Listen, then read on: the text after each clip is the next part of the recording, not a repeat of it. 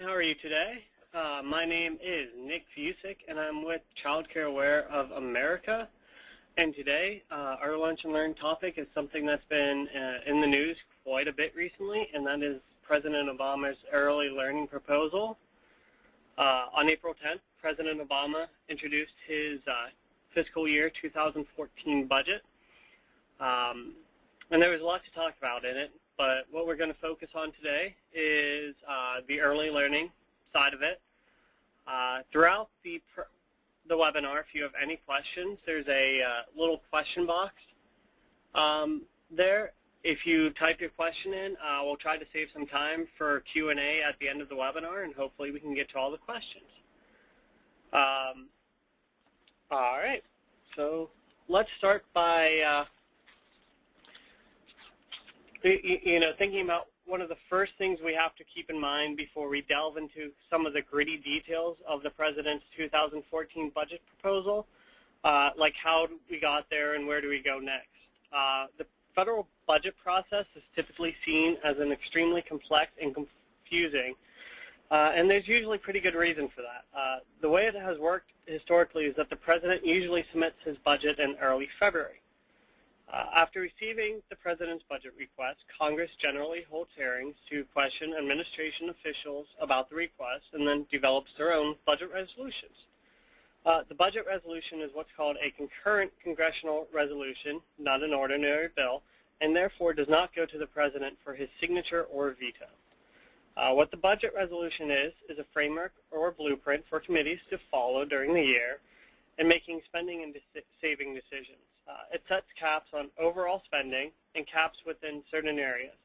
It also often includes saving instructions, which means certain committees could be tasked to either cut spending or raise revenue. Work on the budget resolution is done by both the House and Senate budget committees, whose primary function is to draft and enforce the budget resolution. Once the committees are done, their budget resolutions go to the House and Senate floors where they can be amended. A House-Senate conference then resolves any differences, and a conference report is passed by both houses. A budget resolution only requires a majority vote to pass, and its consideration is one of the few actions that cannot be filibustered in the Senate. This is pretty significant because, in general, the threshold to pass a bill in the Senate is 60 votes, which is the number of votes it takes to shut off a filibuster. Lastly, it's important to remember that the federal budget process is always subject to change. As is the case this year, the President didn't release his budget proposal until April 10th as opposed to the early February timeline. There were a number of reasons for that. As you will recall, Congress didn't finish its action on underlying legislation that affects the baseline for the President's proposal until early January. For example, the original date of the sequester was January 2nd, but Congress waited until that date to postpone the sequester until March 1st. Also, there are a number of expiring tax provisions that affect the bottom line expected revenues that government has to fund overall programs, but Congress didn't pass the tax extenders bill until the first week of January. Therefore, the administration was late in receiving the information they needed to put together a final budget for next year. And one final thing is getting back to the budget resolution. If Congress does not have a joint House-Senate conference agreement on a budget resolution in place by May 15th, then the appropriations process is allowed to go forward without the framework or blueprint setting budget targets. One of the things is, over the last few years, the absence of a budget resolution has meant that some committees have gone forward and approved appropriation bills, and some have not been able to reach agreement. This has led to combining undone bills in one package, which is referred to as a continuing resolution, which you've probably heard about quite a bit, which provides funding to federal programs at the same level, but can also include exceptions. For example, Congress passed a 6-month continuing resolution last September, which expired on March 27th. The hope for that was that the individual bills would be approved during the intervening 6 months, but as you probably know, that didn't happen. Therefore, a few weeks ago, Congress passed another 6 months continuing resolution to get through the remainder of the fiscal year, basically kicking the can down the road. For the most part, the resolution froze programs at the post-sequester level imposed on March 1st. It's important to remember that the sequester imposed an across-the-board budget cut when Congress was unable to reach budget targets in March. So after me hearing go through all that, you're probably wondering, how is that the budget process in a nutshell? That's a very, very brief introduction to the full budget process, which I could probably, use a much longer presentation to go through in itself. So let's get to some of the meat of this presentation. Let's look at an overview of President Obama's early learning proposal. For fiscal year 2014, the request for the Child Care and Development Block Grant is $5.9 million, including $2.5 billion in discretionary funds and $3.4 billion for mandatory funds, which is an increase of $700 million for child care above the fiscal year 2012 enacted level. The terms discretionary and mandatory can be pretty confusing, but the most simple way to explain those terms is on the federal budget ledger. Discretionary funding is appropriated every year. Mandatory funds don't really require an appropriation every year, but they do require an offset. So in order to get an increase in mandatory funds, legislation has to be approved to offset the increase. The way to think about an increase in mandatory funds is a zero-sum game. To get an increase, there needs to be a corresponding cut in spending in some other program or an increase in revenue to cover the cost. The President's budget proposes a total increase of $3.5 billion over 5 years and $7 billion over 10 years. In addition, the President's budget includes $1.4 billion for early Head Start child care partnerships to increase the availability of high-quality early care and education for infants and children under age 4. Additionally, to expand the access to high-quality child care, the President's budget supports reforms that raise the bar on quality and puts more information into the hands of parents so they can make informed choices about child care settings. These reforms, along with investments in the Preschool for All initiative, preschool development grants, early Head Start child care partnerships, Race to the Top early learning challenge grants, and Head Start are key elements of the administration's broader early learning agenda. Additionally, there's also funding for other programs like early intervention for infants and toddlers, voluntary home visiting services, which you can see listed at $15 billion over 10 years, Promise Neighborhoods, school turnaround grants, English learner education, and, like I mentioned, Head Start.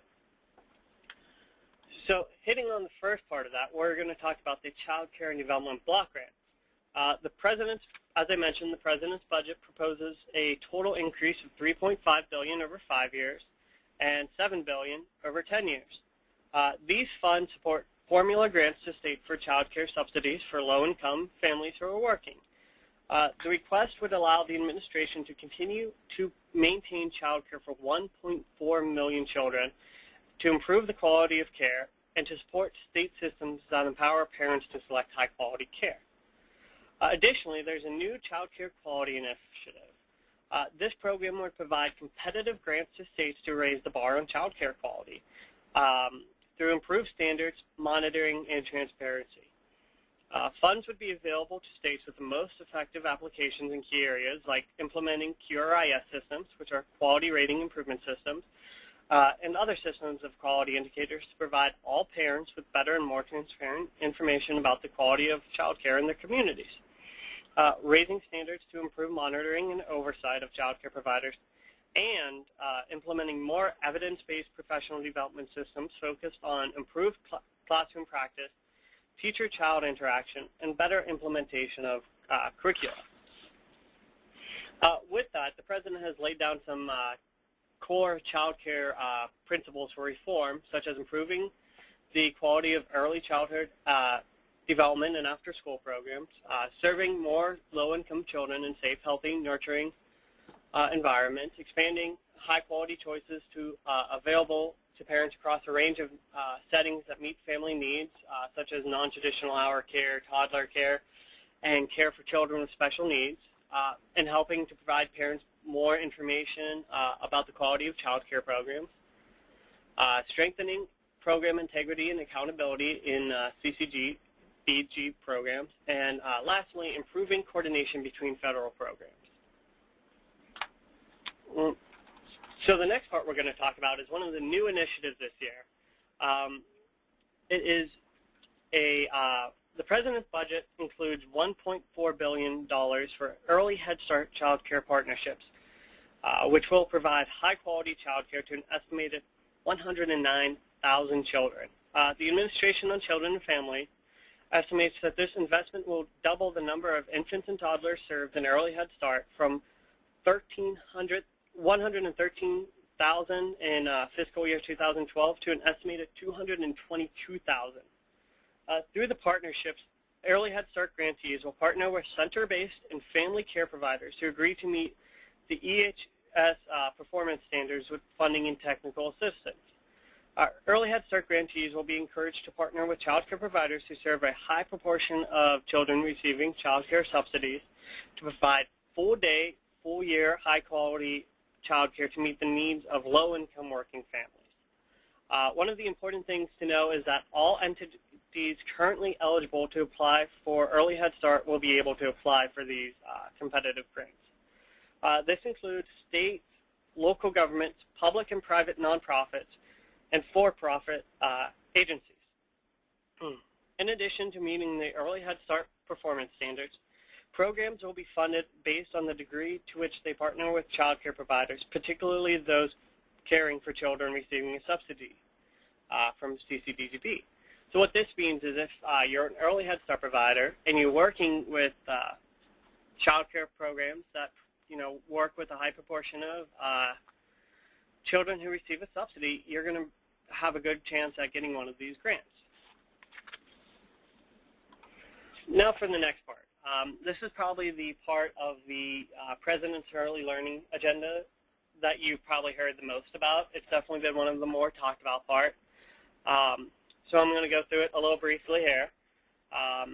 The first part is the Preschool for All initiative, which includes $75 billion over 10 years. This investment would support grants to states for the implementation of high-quality preschool programs. The department would share costs with states to provide universal access to high-quality preschool for children from low and moderate income families and provide incentives for states to serve additional middle-class families. As you see, it's designed to serve all 4-year-olds from low and moderate income families, and in places that those already exist, those universal programs already exist for children within 200% of the poverty line. There's going to be ways to help those communities serve more kids on top of that. The second part is the $750 million for preschool development grants. This program works to provide grants to states to carry out activities that would build state capacity for implementing high-quality preschool programs and expand model programs at the local level. The department would provide competitive grants to states with preschool systems at various stages of development that are planning to provide universal access to high-quality preschool for 4-year-old children from low and moderate income families to carry out the activities needed to successfully implement the Preschool for All program. So what this means is if a program is being built, but maybe it doesn't have the funding, or maybe it just needs more funding, if it's designed to meet it, these are competitive grants to help make sure that happens. So you can take a state that might have a program designed but hasn't been able to implement it yet. These funds, if they receive them, like I said, it is competitive, would help to maybe go build an infrastructure or help provide professional development to teachers to, work in those programs. The President has proposed a historic vision for early learning, pre-K for all, 4-year-old children, early Head Start child care partnerships, and an increase in funding for child care with principles leading to better quality child care. What we really need to ensure is that CCDBG reauthorization is not lost in the mix. The child care reauthorization is the cornerstone or foundation of any early learning proposal considered by Congress. Why is that? Because about 1 million children are currently in state pre-K, another 900,000 are in Head Start, about 100,000 more are in early Head Start, and under the President's proposal, another 100,000 children would have quality settings through early Head Start. However, 11 million children under age 5 are in some type of child care setting, we need to make sure that we fix childcare. We have released 7 licensing studies since 2007 showing that the quality of childcare throughout the states is really not good. In fact, our reports score and rank the states on fairly basic requirements like health and safety, and most states fail. We can pursue the President's proposals and, in addition, pursue reauthorization. That's the only way to ensure that children are safe in childcare. We can't get to quality childcare if children are not safe. We are hopeful to work on both the President's early learning proposal and CCDBG reauthorization to ensure that all children have a quality setting, not just those in state pre-K or early Head Start. We are 110% in favor of the President's proposal. At the same time, any early learning strategy must include reauthorization of the Child Care and Development Block Grant to ensure that child care is part of the picture. For millions of children, child care is their early learning setting. For working parents throughout the country, they need to know that their children are safe and in a setting to promote their healthy development. We can do this by making sure that child care reauthorization is the cornerstone to any early learning strategy considered by Congress. So let's take a look at some of Child Care Aware of America's recommendations regarding the President's early learning proposal. First off, as I mentioned in the last slide, in addition to supporting the President's early learning proposal, we need to make sure reauthorization of the Child Care and Development Block Grant is at the forefront of every legislator's mind and the administration's mind. Additionally, on that, we want to make sure that any strategy for early learning is a comprehensive birth through 5 strategy. We want to make sure we don't just focus on 4s or don't just focus on 0 to 3. We want the entire spectrum covered in any proposal. Another big way is to show your public support for the President's early learning agenda. Make sure the administration knows. Show your support for the President's plan by contacting your elected officials, letting them know this is what you want, this is what you like. If you could change something, maybe that's it. But you want to let them know this is something that really makes a difference to families and children in your community, and it's a great step forward for working families. And lastly, you can send a letter to President Obama thanking him for his focus on early learning here. You'll have these slides to be able to have this link. So if you would like to send a letter to President Obama, they're going to be collected and then hand-delivered to the White House in early May. Lastly, here are some great resources. If you'd like more information on the President's budget proposal, feel free to visit any of the links provided on the page. And just as a reminder, these slides from this presentation will be made available online following the webinar. Well, I'd like to thank you for joining us today. Looks like we have some time for questions now. If you have a question, please feel free to type it in the box, and I'll try to answer it.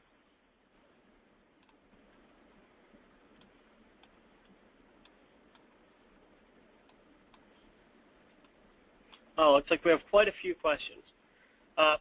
First one, will these slides be made available after the webinar? Yes, they'll be online on our website where you can find all of the lunch and learns for future one.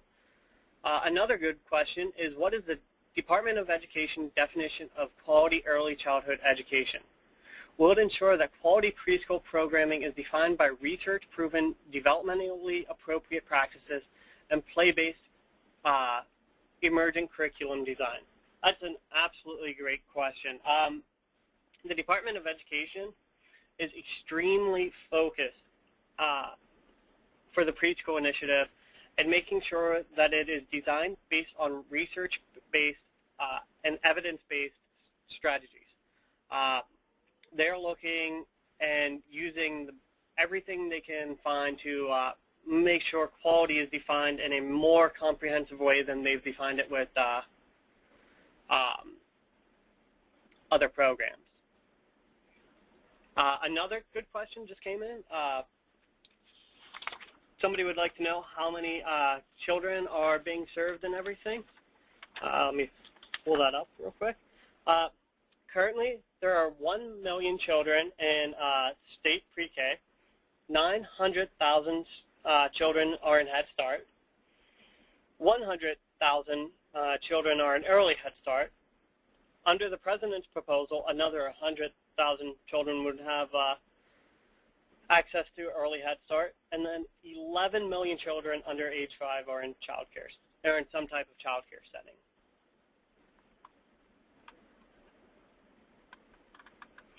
Let's see if we can get to another one. This is a great one. Will the QRIS system become mandatory for providers since it's about raising quality standards? That's a very interesting question. And both the Department of Education and HHS are working to make sure that quality rating systems play an important role in any proposal moving forward.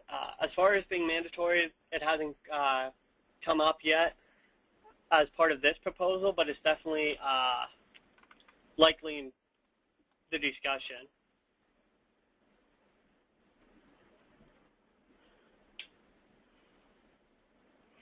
Let's see. Let me go through quite a few questions. Let's see.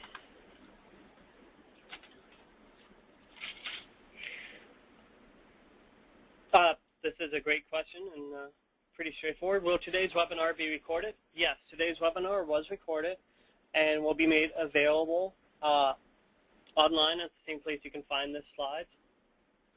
All right, let's see if there's other questions.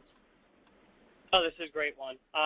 In our letter to the President, if we want to do one, should we mention needing to reauthorize CCDBG? Yes, absolutely. You know, make sure in your letter, if you want to send one, you thank the President for his proposal. Make sure you let your support be known for it. And then also make sure that you know, reauthorization of the Child Care and Development Block Grant is a huge priority for all of us.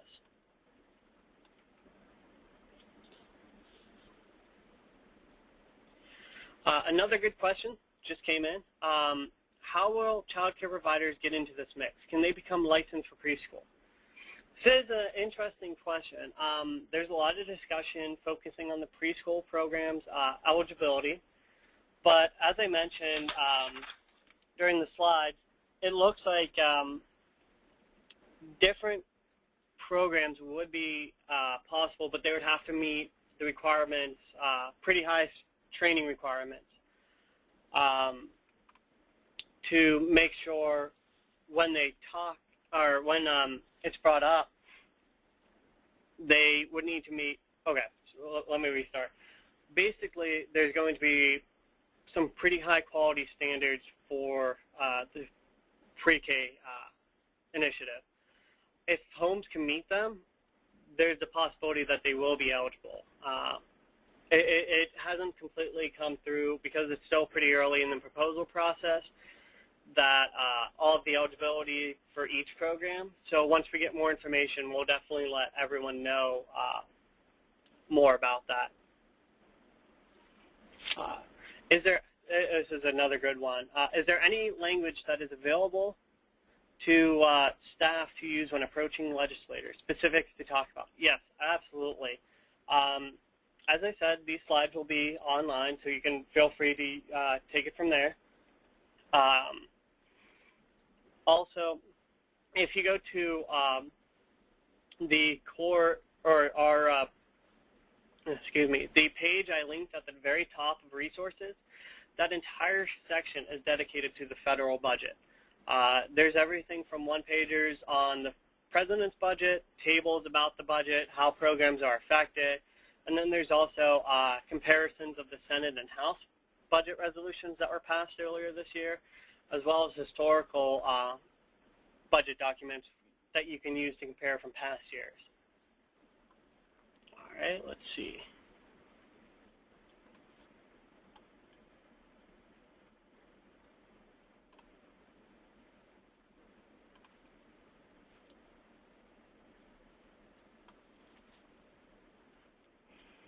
Let's see, I think we have one more question. Is there anything we can do to our states to get CCDBG reauthorized?